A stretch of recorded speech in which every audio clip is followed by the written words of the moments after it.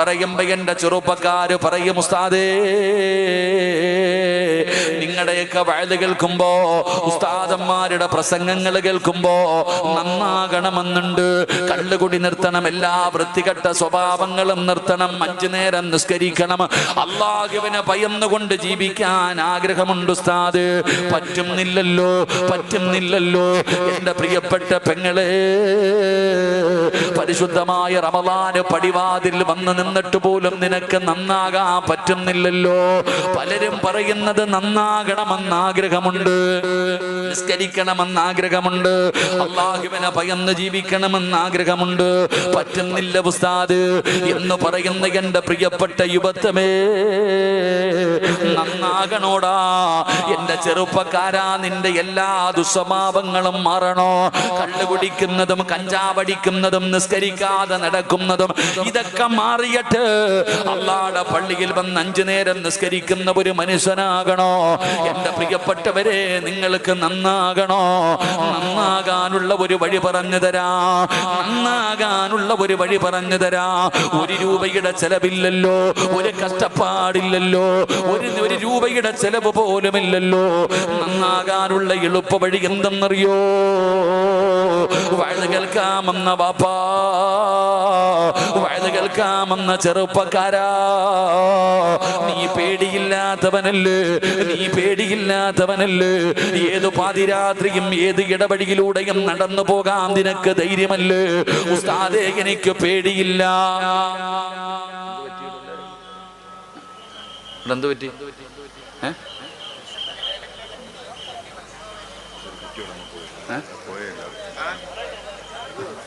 കുഴപ്പമൊന്നുമില്ലല്ലോ. ഇരിക്കി. ഓ, നിങ്ങൾ പോയിട്ട് എന്ത് കിട്ടാനാ? നിങ്ങളും കൂടെ അങ്ങോട്ട് പോയാൽ ചിലപ്പോൾ അതിനകത്ത് വീണ് പോയാലോ. കേട്ടിരി, അള്ളാഹു കാക്കുമാറാകട്ടെ. ചില ചെറുപ്പക്കാര് പറയാറുണ്ട്, ഉസ്താദെ എനിക്ക് പ്രേതത്വം ഒന്നും പേടിയില്ല, ഏത് പാതിരാത്രിയും ഞാൻ എവിടെയും പോകും, 2 മണിക്കോ 3 മണിക്കോ ധൈര്യമായിട്ട് ഞാൻ എവിടെയും പോകും, ഞാൻ പേടിയില്ലാത്തവനാണ് എന്ന് പറയുന്ന എന്റെ പ്രിയപ്പെട്ടവരോട്, എന്റെ പ്രിയപ്പെട്ട ചെറുപ്പക്കാരാ, രാത്രി 2 മണിക്ക് ഏത് പറമ്പിലൂടെയും നീ നടന്നു പോകുമല്ലോ. പേടിയില്ലാത്തവനാ, ഭയമില്ലാത്തവനാ. എങ്കിലും ഞാൻ നിന്നോട് പറയുകയാ, പടച്ചവനെ ഇന്ന് വീട്ടിൽ പോയി സുഖമായിട്ട് കിടന്നുറങ്ങ്. നാളെ രാവിലെ നീ എഴുന്നേക്കുമല്ലോ. ഒരു 10 മണിയാകുമ്പോ നീ നിന്റെ ബൈക്കുമെടുത്തുകൊണ്ട് പള്ളിയിലേക്ക് വരണേ. ചെറുപ്പക്കാരാ കേൾക്കടാ, നന്നാകാനുള്ള വഴിയാട് നിസ്കരിക്കാനല്ല, ഖുർആൻ ഓതാനല്ല, വഅദ് കേൾക്കാനല്ല. പിന്നെ എന്തിനാണ് നിന്നോട് വരാൻ പറഞ്ഞതെന്നറിയോ? ഏത് പാതിരാത്രിയും ഏത് ഇടവഴിയിലൂടെയും നടന്നു പോകാൻ ധൈര്യമുള്ള ചെറുപ്പക്കാരാ, ഞാൻ നിന്നോട് പറയുന്നത്, നിനക്ക് ധൈര്യമുണ്ടെങ്കിൽ നാളെ 10 മണിയാകുമ്പോ ഈ പള്ളിയിലേക്ക് കടന്നു വരണേ, ഇവിടത്തെ ഖബർസ്ഥാനിലേക്ക് പോകണേ. നിന്റെ ഉപ്പാനെ കൊണ്ടുപോയി കുടിച്ചിട്ടാ, നിന്റെ കൂടപ്പറപ്പുകളെ കൊണ്ടുപോയി കബറടക്കിയ, നിന്റെ നാട്ടിനകത്ത് കൊണ്ട് ഖബർസ്ഥാനുണ്ടല്ലോ, ആ പള്ളിപ്പറമ്പിലേക്ക് ഒറ്റയ്ക്കൊന്ന് പോകണേ. പാതിരാത്രി 12 മണിക്കല്ല, 3 മണിക്കല്ല, പടച്ചവനെ പകലൊരു 10 മണിയാകുമ്പോ ഒറ്റയ്ക്ക് നീ പള്ളിപ്പറമ്പിലേക്കൊന്ന് ചെല്ലണേ.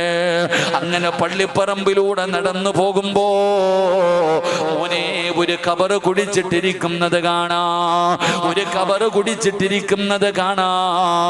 എന്റെ ചെറുപ്പക്കാരോട് പറയുകയാണ്, എന്റെ ഉപ്പമാരോട് പറയുകയാണ്, നിങ്ങൾക്കൊക്കെ ധൈര്യമുണ്ടെങ്കിൽ ആ പള്ളിപ്പറമ്പിൽ കുടിച്ചിട്ടിരിക്കുന്ന കബറടച്ചു വെച്ചിട്ടുണ്ടല്ലോ, അടപ്പെടുത്തു മാറ്റു സഹോദരാ. എന്നിട്ട് ആ കുടിച്ചിട്ടിരിക്കുന്ന കബറിനകത്ത് നീയൊന്നിറങ്ങടോ. ഞാൻ നിങ്ങളോട് ചോദിക്കുകയാ, പള്ളിപ്പറമ്പിൽ കുടിച്ചിട്ടിരിക്കുന്ന കബറുണ്ടല്ലോ, ആ കബറിനകത്ത് ഇറങ്ങിയിട്ട് ഒരു 5 മിനിറ്റ് നിനക്കൊന്ന് കിടക്കാൻ കഴിയുമോ ചെറുപ്പക്കാരാ? പേടിയാടാ, പേടിയാടാ. നിന്റെ കൈകാല് വിറയ്ക്കുകയാണ്, ശരീരം വിയർക്കുകയാണ്, കണ്ടടങ്ങൾ നിറഞ്ഞു ഒഴുകുകയാണ്. ആ പള്ളിപ്പറമ്പിലെ ഖബറിനകത്ത് ഇറങ്ങി കിടക്കാനുള്ള നട്ടെല്ല് നിനക്കില്ല ചെറുപ്പക്കാരാ. പേടിയാടോ, നീ ഖബറിനകത്ത് ഇറങ്ങണ്ട, നീ ഖബറിനകത്ത് ഇറങ്ങണ്ട. പടച്ചവനെ, ആ കുടിച്ചിട്ടിരിക്കുന്ന ഖബറിന്റെ മുകളിൽ നിന്നിട്ട് ചുറ്റുഭാഗത്ത് കാണുന്ന ഖബറുകളിലേക്കൊന്ന് നോക്കണേ. എന്നിട്ട് ആ കുടിച്ചിട്ടിരിക്കുന്ന ഖബറിലേക്ക് നോക്ക്.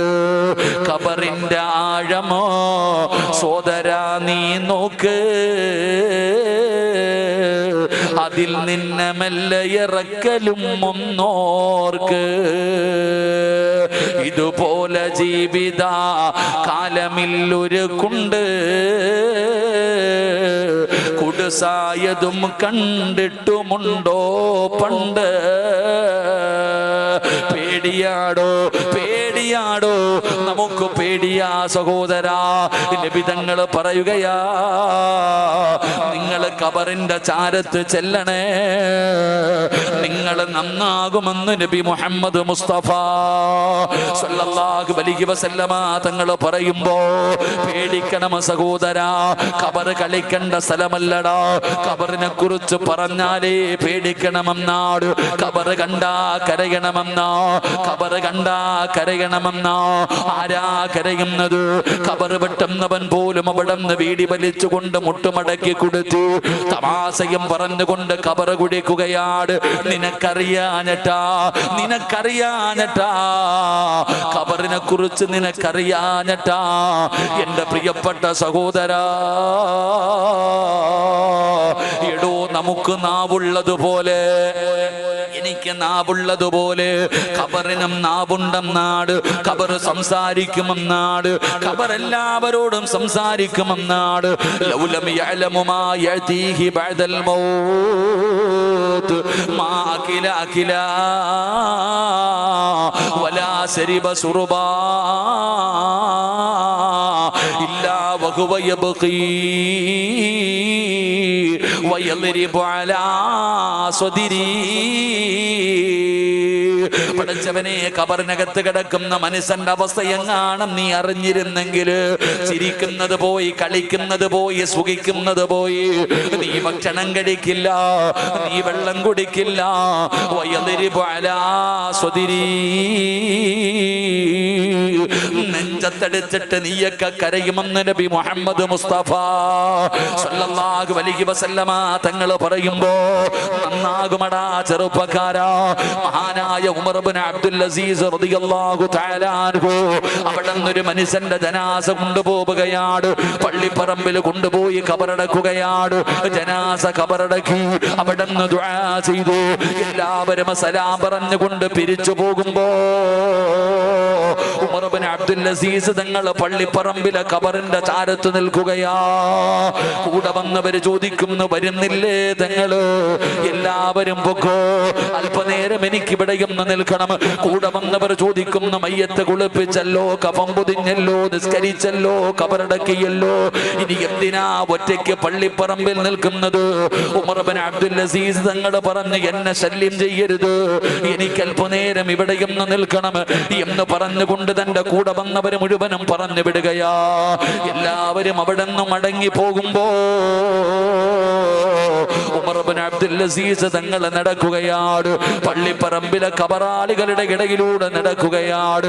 ഒരു പഴയ ഖബർ കാണുകയാ, ഒരു പഴയ ഖബർ കാണുകയാ. ഉമർ ഇബ്നു അബ്ദുൽ അസീസ് തങ്ങൾ ആ ഖബറിന്റെ ചാരത്തിരുന്ന് കരയുകയാ.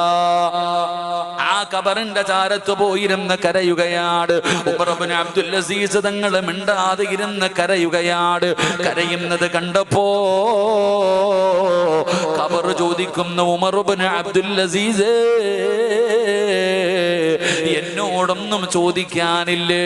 ഒരുപാട് സമയമായിരിക്കുകയാണല്ലോ. എൻ്റെ അകത്ത് കിടക്കുന്നവനെ കുറിച്ച് നിനക്കറിയണ്ട്. ഞാൻ എങ്ങനാണ് പെരുമാറേണ്ടതെന്നറിയണ്ട്. അവിടുന്ന് ഖബറിനോട് അവിടുന്ന് മഹാനവറുകൾ ചോദിക്കുകയാണ്. ഖബർ പറയുകയാ, മസക്കത്തുൽ കുഫാൻ വശദഖൽതൽ മുഖലതൈൻ വഅകൽതുൽ ലഹുമാ.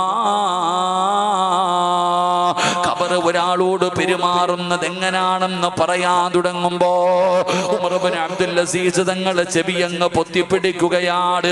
പറയല്ലേ പറയല്ലേ, എങ്ങനെയാണ് പെരുമാറുന്നതെന്ന് എന്നോട് പറയല്ലേ. അത് കേൾക്കാനുള്ള ധൈര്യമില്ലാതെ പിടഞ്ഞങ്ങ് താഴെ വീഴുകയാ.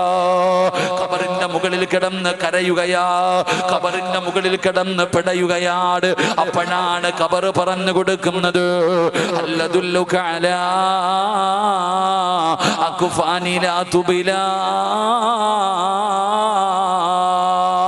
അവിടുന്ന് രക്ഷപ്പെടാനുള്ള വഴി പറഞ്ഞു കൊടുത്തെന്ന് ചരിത്രം പറയുമ്പോ, ചെറുപ്പക്കാരാ, ഖബർ കളിക്കല്ലേ, തമാശ പറയല്ലേ, ചിരിക്കല്ലേ, അടുത്ത് നിന്ന് സംസാരിക്കല്ലേ.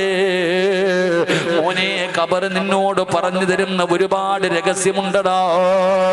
എന്റെ പ്രിയപ്പെട്ട ചെറുപ്പക്കാരോട് അല്ലാഹുവിന്റെ പരിശുദ്ധമായ ഖുർആൻ, അല്ലാഹുവിന്റെ പരിശുദ്ധമായ ഖുർആനിലെ അൽഹാകുമുത് തകാസുർ ഹത്താ സുർതുമുൽ മഖാബിർ കല്ലാ സൗഫ തഅലമൂന സുമ്മ കല്ലാ സൗഫ തഅലമൂൻ. ഈ ആയത്ത് ഓതിയപ്പോ അല്ലാഹുവേ, റബീഅ ഇബ്നു ഖൈസം എന്ന് പറയുന്ന ചെറുപ്പക്കാരനുണ്ടല്ലോ,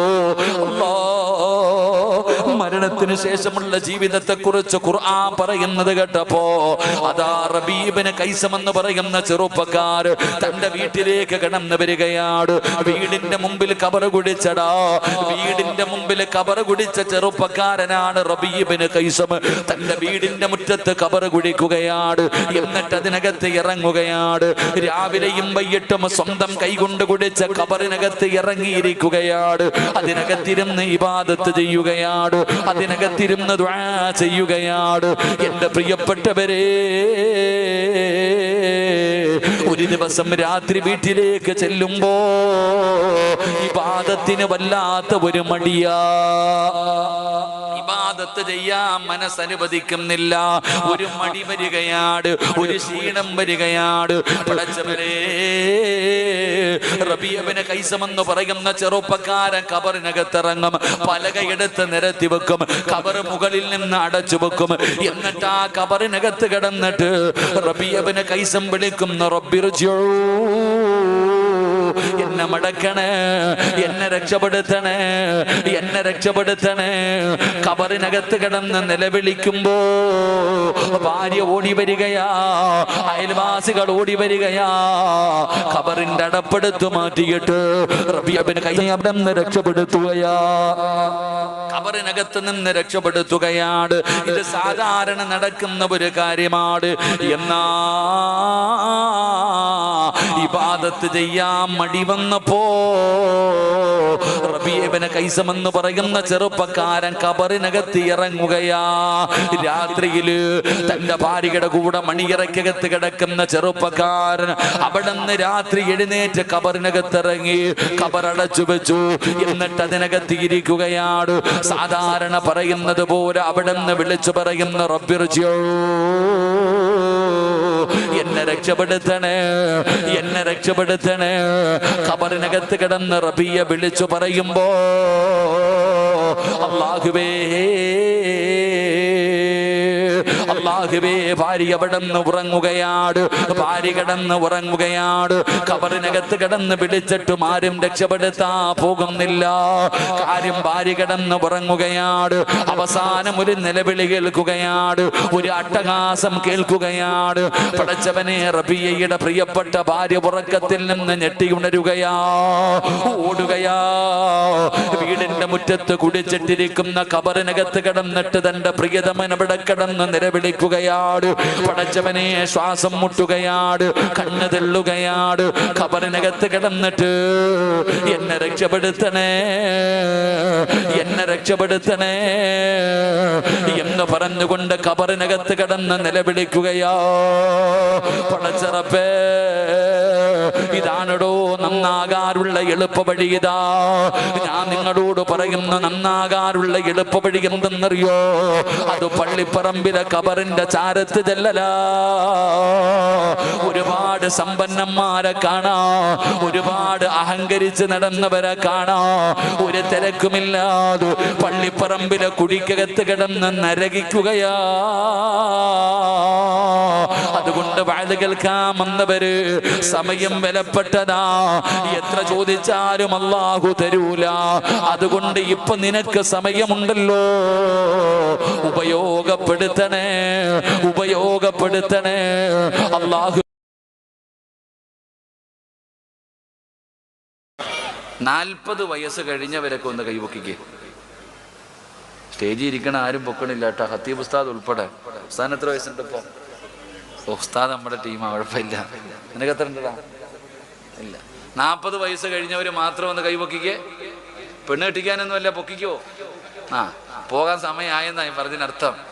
പൊക്കിക്കോ നല്ലതുപോലെ ഇൻഷാ അല്ലാഹ്. 40 വയസ്സ്. ഞാൻ ഒരു പുതിയ വിഷയം നോക്കിക്കൊണ്ടിരിക്കുക. സാധാരണ എവിടെ വയലിന് പോയാലും ഈ ചെറുപ്പക്കാർക്കിട്ടാ കൊടുക്കണേ എല്ലാവരും, ഇല്ലേ? ഈ പ്രായമുള്ള ആരെങ്കിലും എന്തെങ്കിലും പറയൂ? ഇല്ല. ഏത് പ്രസംഗത്തിന് പോയാലും ചെറുപ്പക്കാരെ കുറിച്ച് വയത്. ഞാനൊരു പുതിയ വിഷയം നോക്കിക്കൊണ്ടിരിക്കുന്നുണ്ട്. അത് ചെറുപ്പക്കാർക്ക് കേൾക്കാനുള്ളതല്ല, 40 കഴിഞ്ഞവർക്ക് വേണ്ടി മാത്രം. 40 വയസ്സ് കഴിഞ്ഞവര് കേൾക്കാനുള്ള ഒരു വിഷയം ഇൻഷാ അല്ലാഹ് എപ്പോഴെങ്കിലും എവിടെയെങ്കിലും കേൾക്കാം. നിങ്ങൾ പഠിക്കണം കേട്ടോ. 40 വയസ്സ് കഴിഞ്ഞവർ മാത്രം കേട്ടാൽ മതി ആ വിഷയം.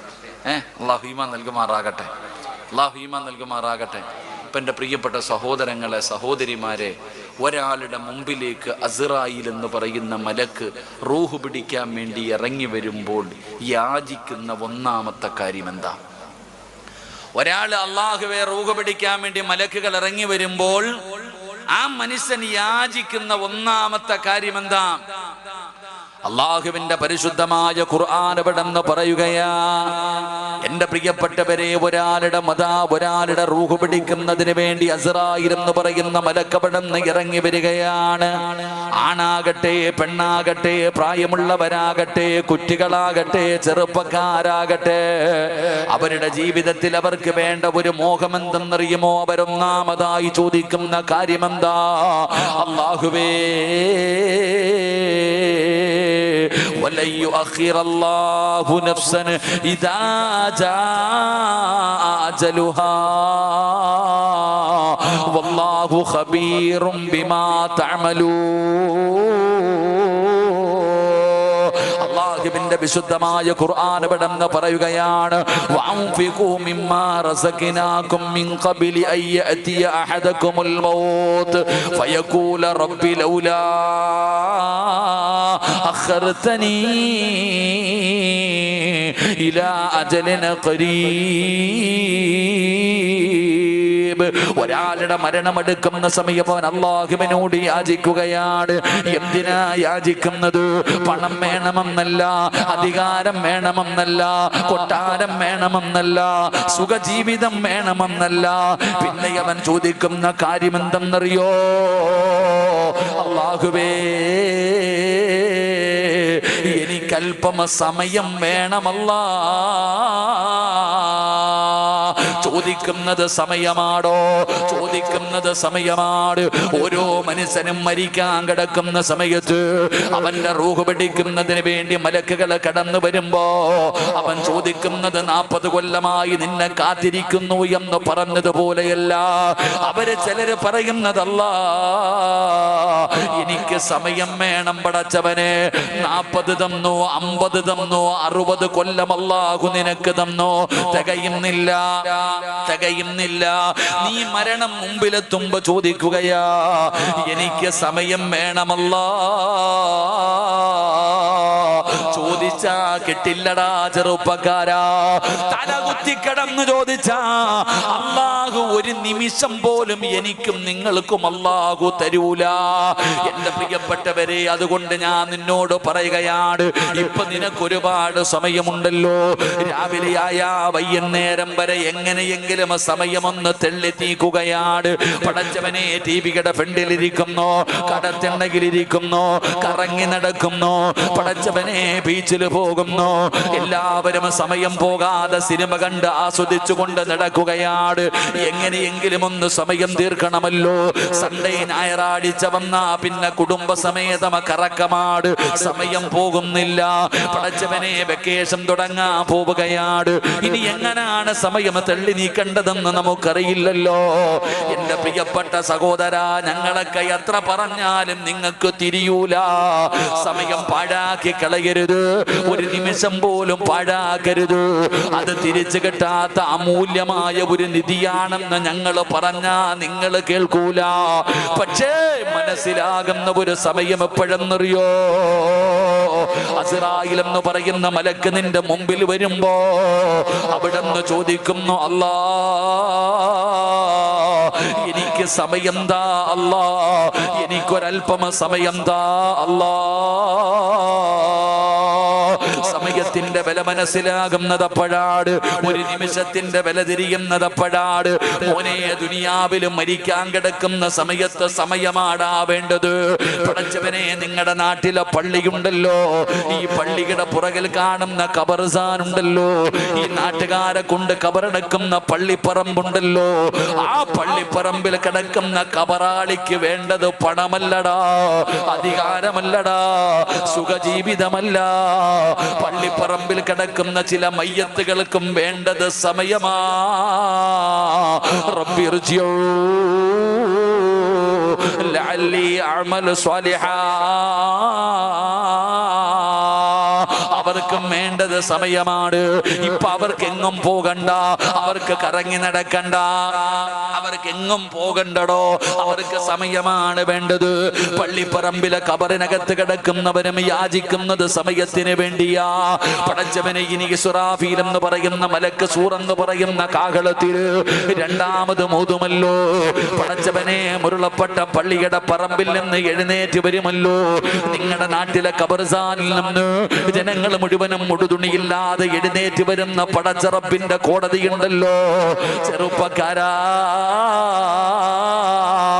അല്ലാഹുവിന്റെ കോടതിയിലേക്ക് ആണുങ്ങളും പെണ്ണുങ്ങളും ഉമ്മമാര് പ്രസവിച്ചിട്ടതുപോലെ ഉടുതുണിയില്ലാതെ ചേലാകർമ്മം ചെയ്യാത്തവരായ രീതിയിൽ പേടിച്ച് വിറച്ചുകൊണ്ട് അല്ലാഹുവിന്റെ കോടതിയിലേക്ക് കടന്നു വരുമല്ലോ. യാ വൈലതാ യാ ഖസ്റതാ, എന്റെ നാശമേ, എന്റെ നാശമേ എന്ന് നിലവിളിക്കുന്ന ദിവസമുണ്ടല്ലോ. മോനെ, ചൂടെടുക്കുന്നില്ലോ, സഹിക്കാൻ പറ്റുന്നില്ലല്ലോ, ശരീരം വിയർക്കുന്നല്ലോ, പ്രയാസപ്പെടുന്നല്ലോ. എങ്കിൽ ചൂടിവിടെയല്ല, വിയർപ്പിവിടെയല്ല, പ്രയാസം ഇവിടെയല്ല, അതൊക്കെ പരലോകത്താ ചെറുപ്പക്കാരാ. അതൊക്കെ അള്ളാന്റെ പരലോകത്താടാ. ചൂടുള്ള നാളുണ്ടേ, ഖിയാമം നാളാ. ചുരുക്കി പറഞ്ഞാൽ എന്തു ഹാലാ ചൂളാ. വൻദോഷ വണ്ടിയോ മായി വരുന്നേ കാളാ. ക്ഷീണത്തിനാലൊലിക്കുന്നതാണേ ഇള. സുഹൃത്തുക്കളെ, തിളയ്ക്കുന്നതാണേ മുള. അമലൊന്നുമില്ല തങ്ങു ചെന്ന കൊള. മോനെ, നിന്റെ തലയോട്ടിക്കകത്ത് കിടക്കുന്ന തലച്ചോറ് തിളയ്ക്കുന്ന ദിവസമുണ്ടോ? അല്ലാഹുവിന്റെ കോടതിയില്, ആ കോടതിയിൽ ചെമ്പിന്റെ തറയിൽ ഇങ്ങനെ നിൽക്കുമ്പോ, ഒരു ചാണ് മുകളിൽ സൂര്യൻ നിൽക്കുമ്പോ, വിയർപ്പിനകത്ത് മുങ്ങുമ്പോ, അപ്പോഴും ചോദിക്കുന്നത് റബ്ബനാ അബ്സറിനാ വസമിഅനാ ഫർജിഅനാ. നിനക്ക് അപ്പോഴും വേണ്ടത് സമയമാടാ, അപ്പോഴും വേണ്ടത് സമയമാവാപ്പാ. സമയത്തിന്റെ വിലയതാണ്. അതുകൊണ്ട് നിനക്ക് ആവശ്യത്തിന് സമയമുണ്ടല്ലോ, ഒരുപാട് ആയുസ് അല്ലാഹു തന്നല്ലോ, ഒരുപാട് സമയം അല്ലാഹു തരുന്നല്ലോ. എന്ത് ചെയ്യണമെങ്കിലും നീ ചെയ്തു വെച്ചോ. എന്ത് നന്മയാണ് ചെയ്യേണ്ടത് ജീവിച്ചിരിക്കുന്ന കാലത്ത് ചെയ്യടോ. മഹാനായ ഇബ്രാഹിം ഇബ്നു യസീദുൽ അബ്ദ് റളിയല്ലാഹു തആല അൻഹു, ഇബ്രാഹിം ഇബ്നു യസീദുൽ അബ്ദ് എന്ന് പറയുന്ന മഹാനുണ്ടല്ലോ, ആ മഹാനിന്റെ ചാരത്ത് പടച്ചവനെ റിയാഹുൽ കൈസ് എന്ന് പറയുന്ന ഒരു മഹാന് കടന്നു ചെല്ലുകയാണ്. റിയാഹുൽ കൈസ് എന്ന് പറയുന്ന ഒരാള് അവിടെ ചെന്നിട്ട് പറയുന്നു, തങ്ങളെ എനിക്ക് നന്നാകണം തങ്ങളെ, എന്റെ ദുനിയാവും എന്റെ ആഖിറവും എനിക്ക് രക്ഷപ്പെടണം, അതുകൊണ്ട് എനിക്കൊരു നല്ല ഉപദേശം തരണേ. റിയാഹുൽ കൈസ് ചെന്നിട്ട് ഇബ്രാഹിം ഇബ്നു യസീദുൽ അബ്ദി എന്ന് പറയുന്ന മഹാനോട് ചോദിക്കുമ്പോ അവിടെ നിന്ന് പറഞ്ഞു, എന്റെ കൂടെ വരാറ്, എന്റെ കൂടെ വരാറ്. പടച്ചവനെ ആ മനുഷ്യന്റെ കയ്യിൽ പിടിച്ചു കൊണ്ടുപോവുകയാണ്. ബീച്ചിലേക്കല്ല, പാർക്കിലേക്കല്ല, സിനിമാ തിയേറ്ററിലല്ല, ബസ് സ്റ്റോപ്പിലല്ല, ബാറിലേക്കല്ല, പള്ളിയിലേക്കല്ല, പിന്നെ എവിടെയാണ് കൊണ്ടുപോയതെന്നറിയോ? മഹാനായ ഇബ്രാഹിം ഇബ്നു യസീദുൽ അബ്ദി എന്ന് പറയുന്ന മഹാനുണ്ടല്ലോ, റിയാഹുൽ കൈസിന്റെ കൈ പിടിച്ചുകൊണ്ട് പള്ളിപ്പറമ്പിലേക്ക് പോകുകയാ, പള്ളിപ്പറമ്പിലേക്ക് പോകുകയാ. റിയാഹുൽ കൈസേ, ഈ പള്ളിപ്പറമ്പിൽ കിടക്കുന്ന മയ്യത്തുകൾക്ക് വല്ല മോഹവുമുണ്ടോ? ഇബ്രാഹിം ഇബ്നു യസീദുൽ അബ്ദ് എന്ന് പറയുന്ന മഹാനവറുകളോട് എന്റെ പ്രിയപ്പെട്ടവരെ, റിയാഹുൽ കൈസ് എന്ന് പറയുന്ന മനുഷ്യൻ ചോദിച്ചു, എനിക്ക് ദുനിയാവ് ആഖിറവും രക്ഷപ്പെടണം, എനിക്കൊരു ഉപദേശം എന്താ? നേരെ പള്ളിപ്പറമ്പിൽ വിളിച്ചോണ്ട് പോയി, കബറും കാട്ടിൽ വിളിച്ചോണ്ട് പോയിട്ട് മീസാൻ കല്ലുകൾ കാണിച്ചു കൊടുത്തിട്ട് ചോദിച്ചു, ഇതിനകത്ത് കിടക്കുന്നവർക്ക് വല്ല ആഗ്രഹമുണ്ടോ? ഈ പള്ളിപ്പറമ്പിൽ കിടക്കുന്നവർക്ക് വല്ല ആഗ്രഹമുണ്ടോ? റിയാഹുൽ കൈസ് മഹാനവറുകളോട് പറഞ്ഞു കൊടുത്തു, പള്ളിപ്പറമ്പിൽ കിടക്കുന്നവർക്ക് ഒരേ ഒരു ആഗ്രഹമേ ഉള്ളൂ. ഇപ്പൊ നിസ്കരിക്കാൻ സമയമുണ്ടോ? പള്ളിയിൽ പോകാൻ സമയമുണ്ടോ? വയല് കേൾക്കാൻ സമയമുണ്ടോ? ആർക്കും സമയമില്ല. ഇപ്പൊ ആർക്കും സമയമില്ല. എന്നാൽ നിങ്ങളുടെ നാട്ടിലെ പള്ളിപ്പറമ്പിൽ കിടക്കുന്നവർക്ക് എങ്ങോട്ടെങ്കിലും പോകണോ? ഇപ്പൊ ബിസി ഒന്നുമില്ല, അവിടെ കിടക്കുന്നുണ്ട് എല്ലാവരും. എന്നാൽ നിങ്ങളുടെ നാട്ടിലെ പള്ളിപ്പറമ്പിൽ കിടക്കുന്ന കബറാളികൾക്ക് ഒരേ ഒരു ആഗ്രഹമേ ഉള്ളൂ. എന്തെന്നറിയോ? നമ്മളെപ്പോലെ ഈ ദുനിയാവിലേക്ക് ഒന്നുകൂടെ മടങ്ങിയിരുന്നെങ്കിൽ, അല്ലാഹുവേ എന്നെ ഈ കബറിനകത്ത് നിന്ന് നീ ഒന്ന് രക്ഷപ്പെടുത്തിയിരുന്നെങ്കിൽ പോയി നിസ്കരിക്കാമായിരുന്നു പടച്ചവനെ, ഖുർആൻ ഓതാമായിരുന്നു പടച്ചവനെ, നോമ്പ് പിടിക്കാമായിരുന്നു പടച്ചവനെ, വഅദ് കേൾക്കാമായിരുന്നു പടച്ചവനെ. ജീവിച്ചിരുന്നപ്പോൾ എനിക്കിതൊന്നും പറ്റിയില്ല, ഇപ്പൊ ഒന്ന് കിട്ടിയാ പോകാമെന്ന് ആഗ്രഹിക്കുകയാ. പള്ളിപ്പറമ്പിൽ കിടക്കുന്ന മയ്യത്തുകൾക്കുള്ള ആഗ്രഹം നമ്മളെപ്പോലെ ദുനിയാവിലേക്ക് മടങ്ങി വന്ന് എൻ്റെ പ്രിയപ്പെട്ടവരെ നന്മ ചെയ്യാൻ ഒരവസരത്തിന് വേണ്ടി അവർ യാചിക്കും. അള്ളാഹു നമ്മളെ കാത്തിരക്ഷിക്കുമാറാകട്ടെ, അള്ളാഹു നമ്മളെ കാത്തിരക്ഷിക്കുമാറാകട്ടെ. അതുകൊണ്ട് എൻ്റെ പ്രിയപ്പെട്ടവരോട് പറയുന്നു, ഇപ്പം ഇഷ്ടം പോലെ സമയമുണ്ട് ആണിനും പെണ്ണിനും, പ്രായമുള്ളവർക്കും കുട്ടികൾക്കും. എന്താണോ ചെയ്യേണ്ടത് ജീവിച്ചിരിക്കുമ്പോൾ ചെയ്യ്. നിനക്കെന്താണോ ചെയ്യേണ്ടത് നീ ജീവിച്ചിരിക്കുമ്പോ ചെയ്യ്. ഇപ്പൊ ഇഷ്ടം പോലെ സമയമുണ്ടല്ലോ, പള്ളിക്കുഴിയിൽ പോയി കിടന്ന് ചോദിച്ചാൽ അല്ലാഹു തരില്ലല്ലോ. അതുകൊണ്ട് എൻ്റെ പ്രിയപ്പെട്ടവരോട് പറയുകയാണ്, നിനക്കെന്തെങ്കിലും നല്ല കാര്യങ്ങൾ ചെയ്യാൻ കഴിയുമെങ്കിൽ ഇപ്പൊ ചെയ്യടാ ചെറുപ്പക്കാരാ. ഇത്